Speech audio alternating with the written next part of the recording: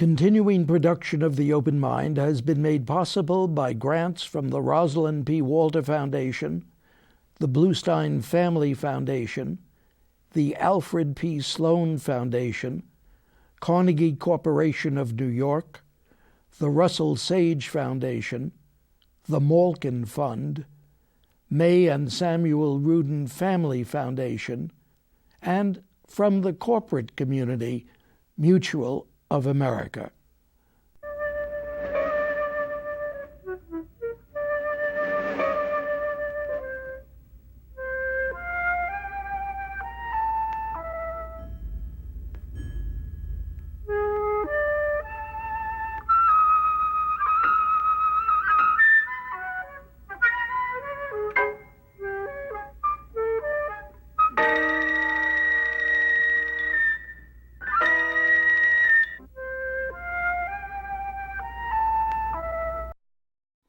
I'm Richard Heffner, your host on The Open Mind, and my guest, Harvard's distinguished educational psychologist Howard Gardner, joins me once again today for a somewhat more than usual free-ranging discussion, mostly because we record this program right smack in the thoroughly undecided midst of a most unusual American presidential campaign, with Arizona Senator John McCain already the presumed Republican candidate, with New York Senator Hillary Clinton and Illinois Senator Barack Obama battling bitterly today for the Democratic nomination, and with, of course, the ever-hopeful admirers of former Tennessee Senator Al Gore, two-term vice president and popular vote chosen president 8 years ago, waiting to see if a stalemated Democratic presidential convention might not instead choose the Nobel Peace Prize winner as its standard bearer.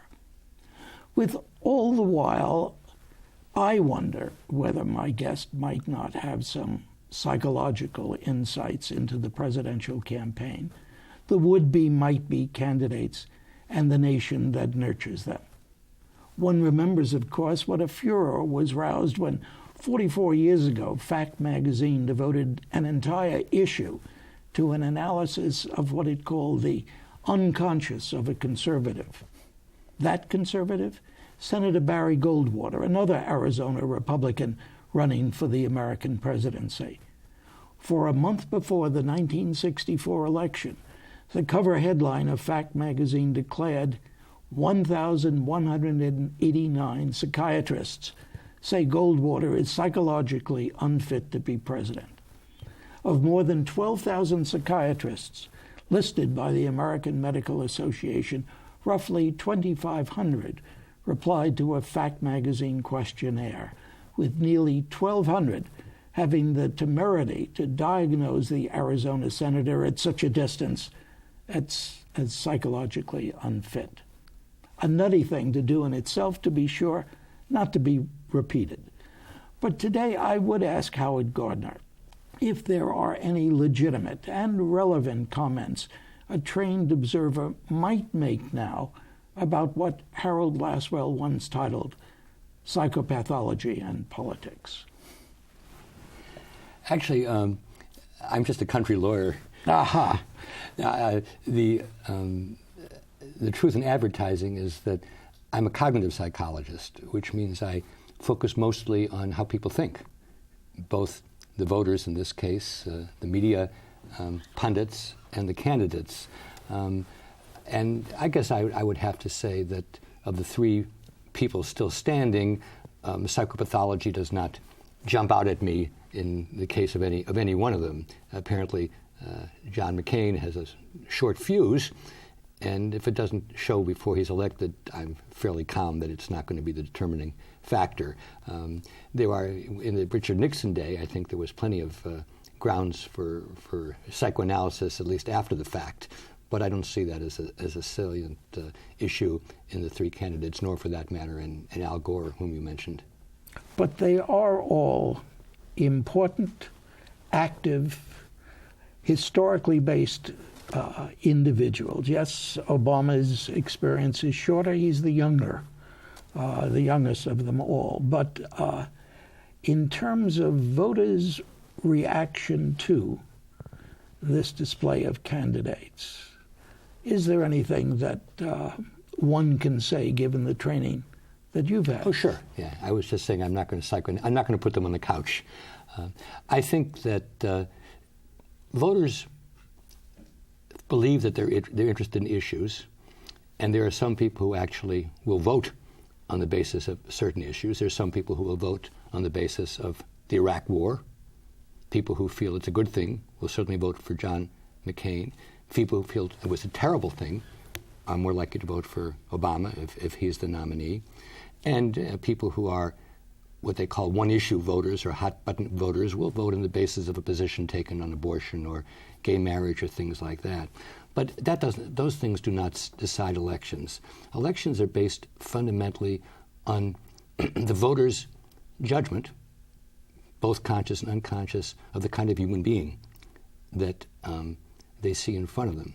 And we are pretty good at judging human beings, probably better at judging their character and personality and temperament than we are at judging, for example, how likely it is that they believe a particular policy that they're embracing or that they can get that policy to work. So it's based much more on, we might say, personal factors and personal characteristics. Judging them at a distance, the distance between presidential candidates and the voter.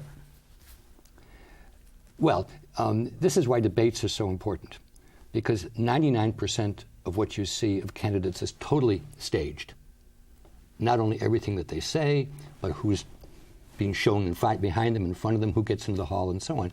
And everybody knows this at a certain level. So I don't think that people's votes are affected by these staged events. Howard, may I interrupt again? Sure, yeah. Because there's so much I want to draw from you. You say everyone knows this. Do you believe that people who watch the debates were so aware as you are, as aware as politically sophisticated people are, that everything is staged? No, I was making an exception of the debates. Okay. The debates are the one area where you hope you will get a glimpse of what this person is really like and what they really know. And that's, of course, why candidates themselves are very leery of engaging in debates if they think they have much to lose. As soon as Obama looked like he was going to get the nomination, he stopped debating. You can be sure that if his standing went way down, say after the Jeremiah Wright incident, he would be more eager to debate. So, yeah, those are the times when we hope to catch a glimpse of what these people are, quote unquote, really like. I do think that excuse me. I do believe that conversations in the home with family and so on provide a patina of a feeling that you're knowing what these people are like. And sometimes you can pick up unconscious things, how close do Bill and Hillary really sit next to each other when they're in the living room. But I think the other thing would be a tough questioning from a reporter, where you have the feeling that the reporter is really interested in pinning something down, and then it's more difficult for the candidate to wiggle out because there's no timekeeper saying, well, next question, or time for the rebuttal. So we hunger for those things.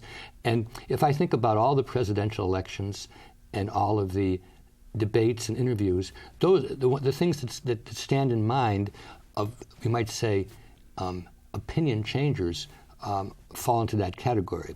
In 1980, you may remember Roger Mudd said to Teddy Kennedy, "Why do you want to be president?" And he didn't have a good answer. That was even before YouTube. Everybody knew that very, very soon.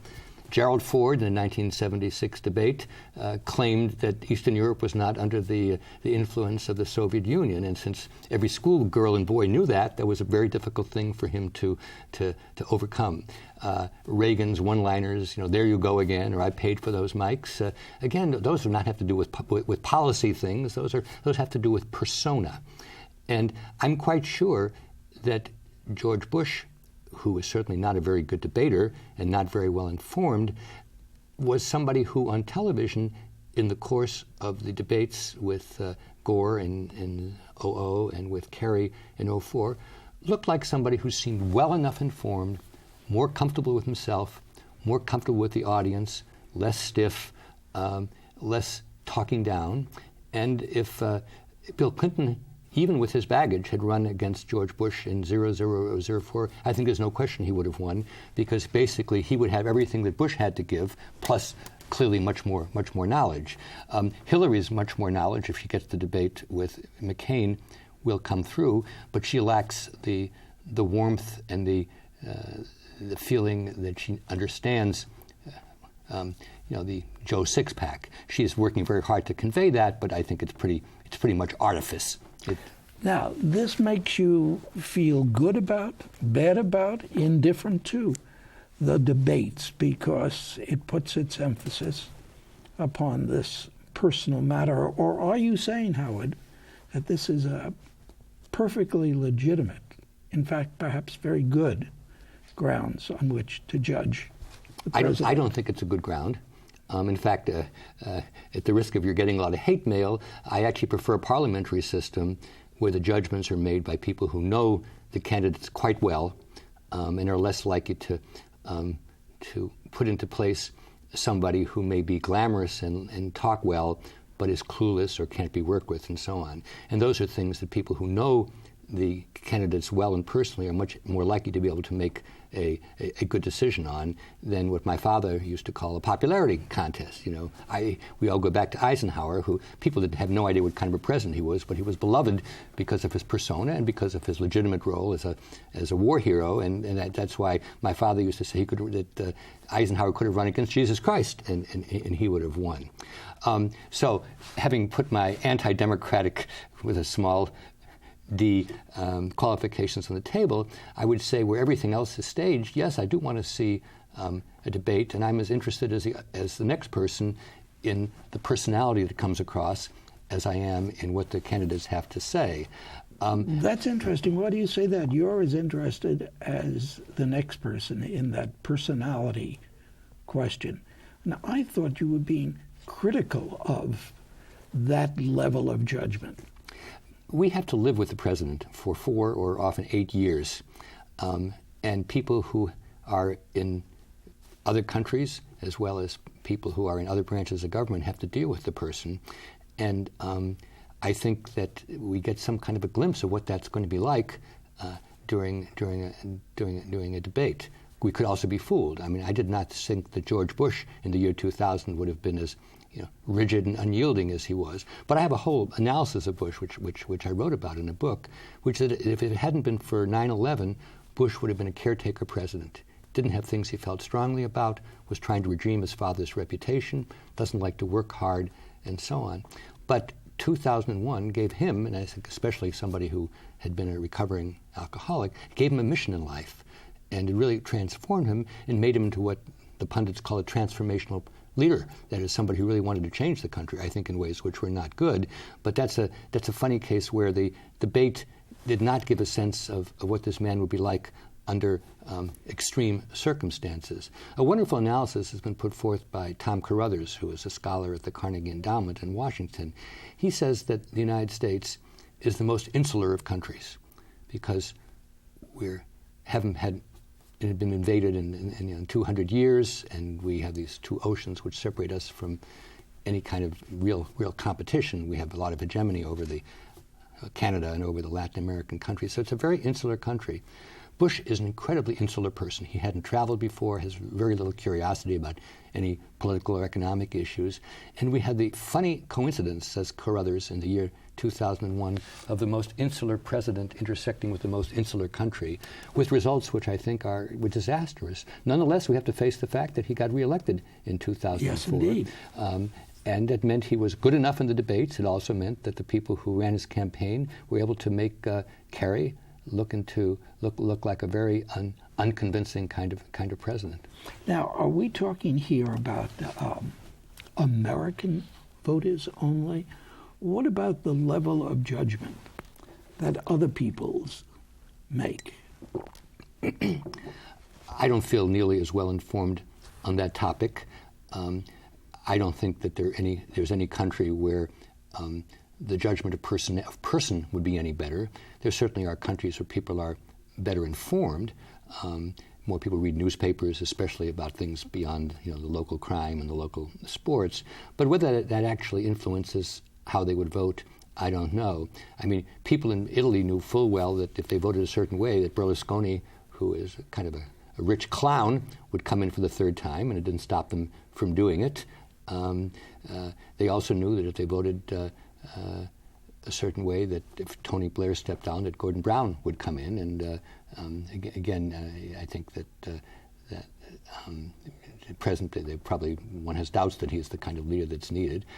Sarkozy certainly won in France because it looked like a new chapter, and I think people discovered very quickly that the man, here where psychopathology might come in, the man has a real moi problem, which after the first year he hasn't figured out how to solve yet, meaning a problem that it's all about him and not about the country or about policies. So no, I don't look at other countries and say, my goodness, in Holland they really know how to vote based on personality. But the really important factor is campaign costs. In most other countries, campaigns are publicly financed. They're very short. People in America would not believe that you don't have to have money to run in other countries, and that the election is often just a few years. It just runs for a few weeks. In America now, it will probably cost about $1 billion to run the 2008 presidential campaign, and you can't run for the Senate without 8 figures, and you can't run for the House, even in a safe seat, without 7 figures. And this led John Gardner, no relative of mine, but a great hero of mine, to say that the key to everything changing American politics is to get rid of a system where you have to be enormously wealthy yourself, like a Michael Bloomberg, or you have to go to bed with people who are very, very wealthy, because otherwise you won't be able to raise the money. And even though the internet changes this to some extent, it doesn't change it nearly enough. But it changed it incredibly for Obama, didn't it? I think certainly during the presidential campaign, he has shown the power of relatively small donations. And I think that his winning the Senate seat in Illinois was to some extent a question of luck. His opponents self-destructed, which is a nice thing to happen. Nonetheless, we know from his association with real estaters, people in Chicago, he had to make some strange deals. He's very lucky in that sense because his peccadilloes pale in comparison to John McCain and Hillary Clinton's. But maybe if he'd been in politics for 20 years, he would have a long list of debts as well. And that's a very sick system to make elections so much contingent upon other people's money. Made sick by what my old friend Jack Valenti used to call the mother's milk of politics, the dollar. Okay. But it doesn't have to be that way. That's the point. We could instantly pass a rule that that elections are publicly funded, wouldn't cost the individual voter that much. But we're reluctant to do it because so much in this country, as you and I would both point out on our less generous days, is a Galbraithian picture of very, very large entities, corporations, unions, flexing their muscles to get the legislation passed that they want. You're forgetting that third branch of government, the courts, the Supreme Court of the United States, and what it might do to legislation that would provide that you couldn't provide your millions for yourself or someone else? That's right. I mean, the McCain-Feingold has been hacked by the Supreme Court. Whether it would be hacked by another Supreme Court, it's hard to know. I don't look to the courts alone, but certainly the courts, when you have a Congress that is very ineffective and a president that you don't much like, the court does serve as the third branch. But the court has never been too far away from the other branches because it also is affected by public opinion. And when the court takes a stand, as in the case of Brown versus the Board of Education of Topeka, there are then ramifications for 50 years. 40 years ago, using the Nixon campaign of 1968, the 20th Century Fund established a study group on money, television, and politics. And I was the executive director of that study group, and we came up with and Newt Minow was the chairman of it. We came up with the idea of publicly financed campaigns. I don't mean came up with it, but pushed that idea. We called it voters' time, that we were not concerned with candidate A's time or candidate B's time, but with the voters' time. We wanted the voter to be educated. And Tommy Corcoran, who was one of the commissioners, came up to me when we announced our conclusions and said, "Young man," and I was a little bit younger, he said, "You think this has got to happen in the next decade?" He said, "It won't. But 15 years from now, 20 years from now, I assure you it will happen." Well, it hasn't happened on the level at which we suggested, and I wondered whether anything in America 2008 indicates that it might happen, that the dollar might disappear. Yeah, well, I think the closest thing which you would not have anticipated is the role of small donors, which the internet makes possible. My analysis of American politics is roughly the Arthur Schlesinger model, that after every 30 years or so there's a pendulum shift, but the pendulum doesn't just go back and forth, it goes in unpredictable directions. I think that the Reagan-Gingrich swing has been spent, but it's very unclear what the next swing of the pendulum is going to be. I think one of the reasons why young people are so excited about Barack Obama is they hope that he will swing the pendulum in a new way, and we might think in terms of the baby boomers as being the generation that's now in control, and before that it was the World War II, the so-called greatest generation, and that was the Kennedy, Bush, Carter, and now we have the Bush Jr., Clinton, Gingrich, and that could continue if either Hillary Clinton or McCain gets elected. But Obama represents, let's call it Generation O, and people hope that there will be a new dispensation. And you're assuming that there's no chance that with this experience, even Obama will become Generation Old. After all, we just finished doing another program in which you spoke so eloquently about the changes in your own thinking about what motivates young people based upon your researches with them. Right. Well, what we didn't talk about, but what we need to talk about is what leaders can do in the best of circumstance. And my analysis of leaders, which reflects my cognitive psychology background, is leaders are individuals who create very powerful narratives. And these narratives make sense to people if they are embodied in the lives of the leaders, and if they also resonate in the lives of ordinary people. And this has happened time and again throughout the world, that that leaders are actually able to change the thoughts, behaviors, and feelings of what we'll call followers, because they're able to create a powerful new narrative, and their own life seems to embody it. And I would say that neither in Hillary Clinton or in John McCain's case is there even a hint of that.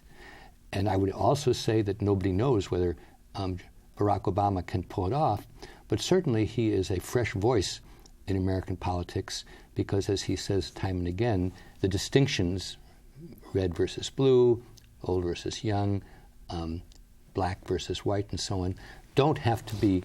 They're not ingrained in our DNA. These are distinctions which we've come up with, but we can also we can redo the landscape. And I do believe that, as far as the rest of the world is concerned, the election of somebody who has got Kenyan and Indonesian and white and black in him is an incredibly powerful lesson, as with the election of a woman. But I think we're now talking about Obama, and I think that his works certainly show that he has embodied that kind of, we might say, pluralism, or what I would call respect for differences. This does not necessarily mean that he will be able to mold and lead American public opinion. But the fact that 2 years ago nobody had heard of somebody with a name like that, and now he looks poised to get the Democratic nomination, it's an incredible achievement. One of the few striking moments in the debates actually this year was when, way early in the debate, one of the pundits said to Obama, "Well, you don't have any executive experience. Don't we need a leader like Mitt Romney, who has been running big corporations for many years?" And Obama responded so quickly, he said, "Look at our two campaigns." And at that point, Romney, with all the Bain experience in the world, had a campaign that didn't function. Obama had a fantastically well-oiled, well-heeled machine. I think he then had a real lapse with the Jeremiah Wright situation, and that will be analyzed for a long time. Did he really not know the full picture of Jeremiah Wright? Did he repress it in his own mind? Did he hope against rationality that the full dimensions of this man would not come out? I would say that's a sign of a bad judgment on his part, and he paid a big price for it. Of course, there's one name you haven't mentioned, and I will simply mention it, and that is Farrakhan. But as an ever-gracious host, I will not spend my time, or your time, or the audience's time, taking exception to what you have to say. But to go back in the 2 minutes we have left to this very interesting point that you make, that in a very real sense, Laswell's psychopathology in politics doesn't really have much place today in our national politics. Except, let me suggest one thing which I thought a lot about recently. What people have to go through in campaigns now is nuts. They told us about Hillary Clinton getting up at 5:30 in the morning, having 17 events, and then at night she wanted to keep going, but everybody else on her staff and the press had collapsed. We are choosing people for endurance. And what we really ought to be choosing people for are judgment and able to make good decisions and to realize when the decisions are bad to change them. And this endurance, and for that matter, the debates tell us nothing about that. Ted Sorensen is very persuasive on why it was that John Kennedy was a good leader, and it's because he said he knew how to select people, and he knew how to make a tough decision and stick to it, but he also knew how to say when it was wrong. And we don't have much data on any of our people with reference to that, and that would be so much more important than how well they can debate or how well they can do a commercial. You're only making that suggestion. You're not doing it yourself. I gather that research.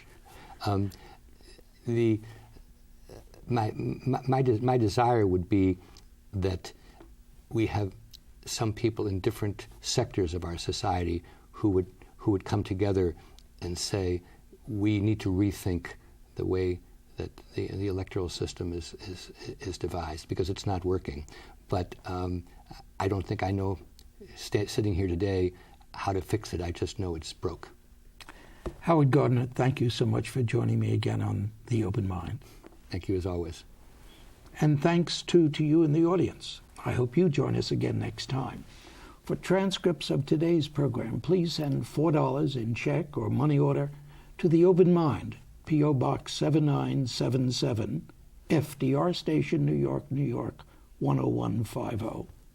Meanwhile, as another old friend used to say, good night and good luck.